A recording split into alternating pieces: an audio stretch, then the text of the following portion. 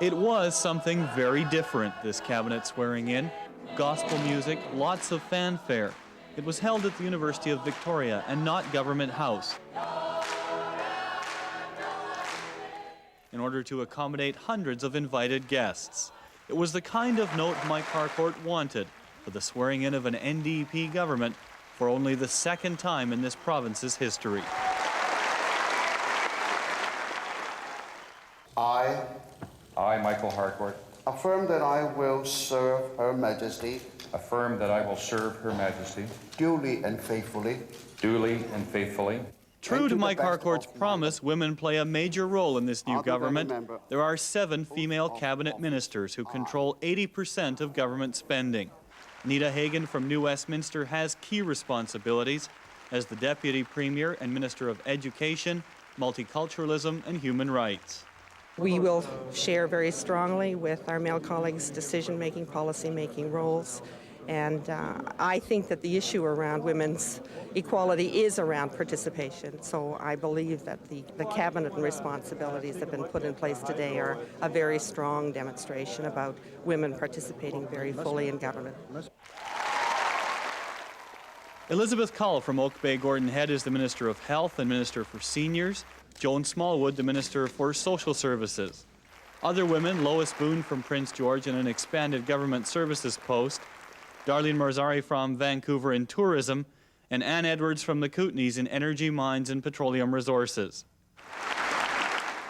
And newcomer Penny Pretty, who beat Rita Johnson in Surrey Newton election night, is rewarded with a new, powerful women's equality ministry. For too long, the voices of ordinary men and women have not been heard.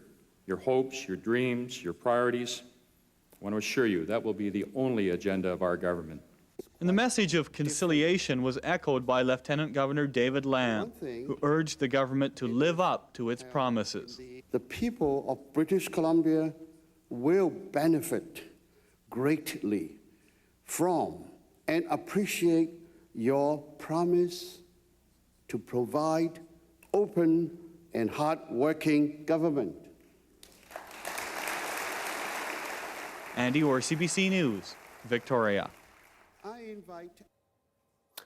On that note, on Wednesday, we spoke with longtime BC NDP MLA Jenny Kwan. She spent 19 years as the representative for what was known as Vancouver Mount Pleasant. She's now the MP for Vancouver East. We asked her what she makes of BC's majority female legislature and her time in the chamber.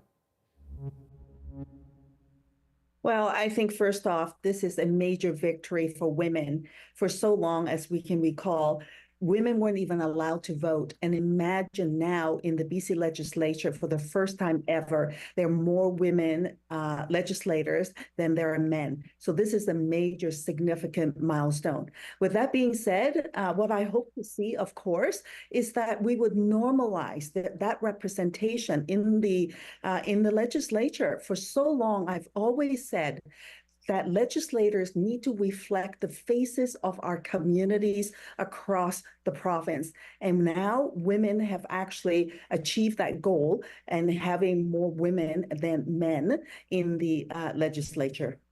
Take us back, if you would, to 1996 when you were first elected. What stands out to you about those early days?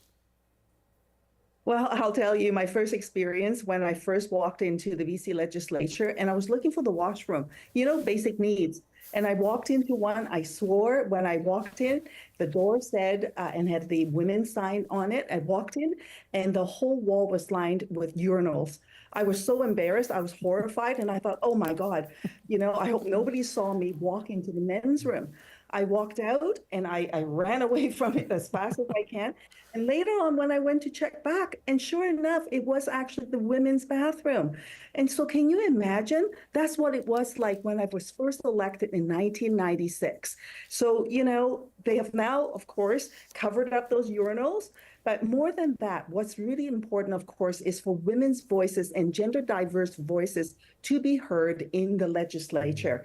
And because we bring different experiences and we bring different points of view to the table, and it shouldn't just be dominated by men.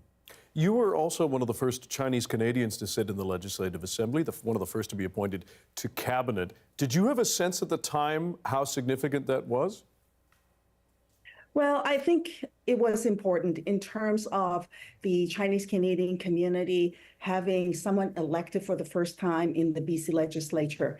In fact, there were two of us, myself and Ida Chong. And so that was a significant moment to mark that milestone, not so much for my own personal accomplishment point of view, but rather for the community and to say how far we have come, especially given the racism, the discrimination that Chinese Canadians had faced in British Columbia.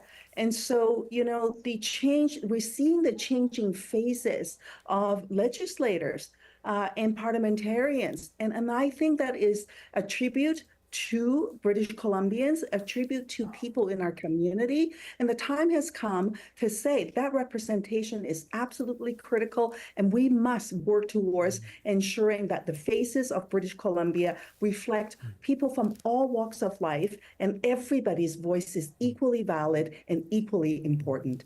Lastly, Jenny, we appreciate your time. What would be your message to new MLAs and perhaps those who are thinking of getting into politics, the new female MLAs? Well, I would say this place belongs to all of us. Your voice matters just as much, and it's just as important. So don't ever let anyone tell you that you don't belong. We belong. A voice count. That place belongs to all of us. We are the faces of British Columbia. We are the majority of the faces of British Columbia. So we need to own it, and we need to make sure that we don't turn back the clock. Jenny Kwan, the NDP MP for Vancouver East and longtime former MLA for Vancouver Mount Pleasant. Thanks for your time. We appreciate it. Thanks for having me.